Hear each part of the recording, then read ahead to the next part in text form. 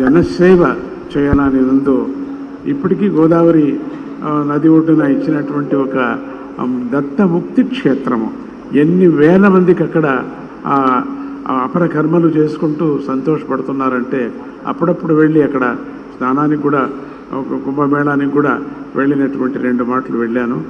మళ్ళీ ఈ 4 ఏళ్ళుగా ఎందుకో ఈ పర్యటన ఎందుకు చేయలేదో అది భగవంతుడికే తెలుసు. చంద్రబాబు నాయుడు గారు వస్తూ ఉండగానే మళ్ళీ ఈ యాత్ర చేయాలని ఒక ఉత్సాహం మనసులో బయలుదేరింది. అది ఇప్పుడు ప్రారంభం చేసుకొని జరుగుతుంది. మొత్తం ఆంధ్రప్రదేశ్లో ఎంత పాదుకా క్షేత్రాలు ఉన్నాయో, ఎన్ని స్వామీజీ స్థాపన చేశారో, ఈ జతకు చెప్పినట్టుగా అన్నదానం చాలా ముఖ్యమైనటువంటిది మన ఆశ్రమాల్లో, ఆ పీఠాల్లో.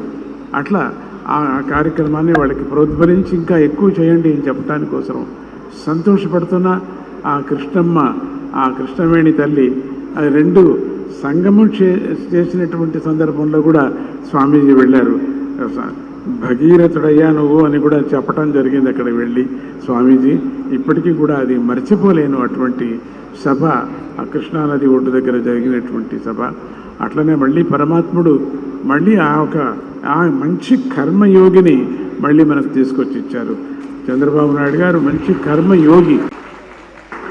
ఆయన ఏమేమి సంకల్పించారో, భగవంతుడు అమ్మవారు ఆయనతో ఏమేమి చేయించాలనుకుందో నిర్విఘ్నంగా జన సహకారముతో,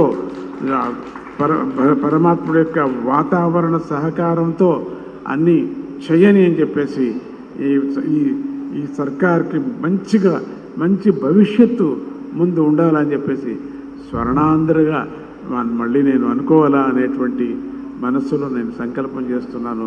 ఎంత సంతోషమైందో, ఆ సంతోషానికే నేను వయస్సు లెక్క చేయకుండా, ఏమీ లెక్క చేయకుండా పరిగెత్తుకొని వచ్చాను. అన్ని చోట్ల తిరుగుతున్నాను.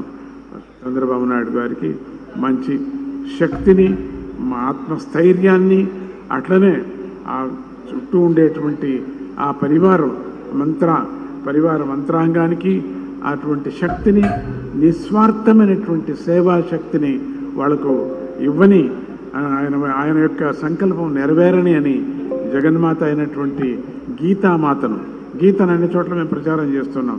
ఆ గీతామాతను కూడా ఈరోజు పారాయణం కూడా చేశారు. గీతా పారాయణం ఎంతోమందికి గోల్డ్ మెడల్ కూడా తీసుకున్నారు.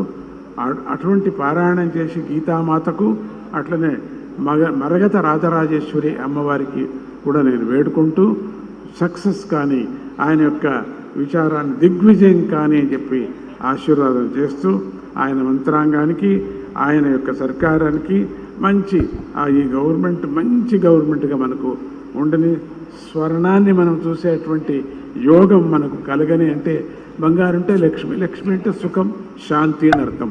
అటువంటి సుఖ శాంతులు ఉండని అని చెప్పి వేడుకుంటూ, ఇక మళ్ళీ నేను వదలటానికి ఇష్టం లేదు. అంత సంతోషంగా ఉంది. ఆ సంతోషం హృదయంలో ఉంది, బయటికి రావటం లేదు. అట్లా ఆ సంతోషాన్ని వ్యక్తం చేస్తూ ఆయనకు మంచిది కానీ అని చెప్తూ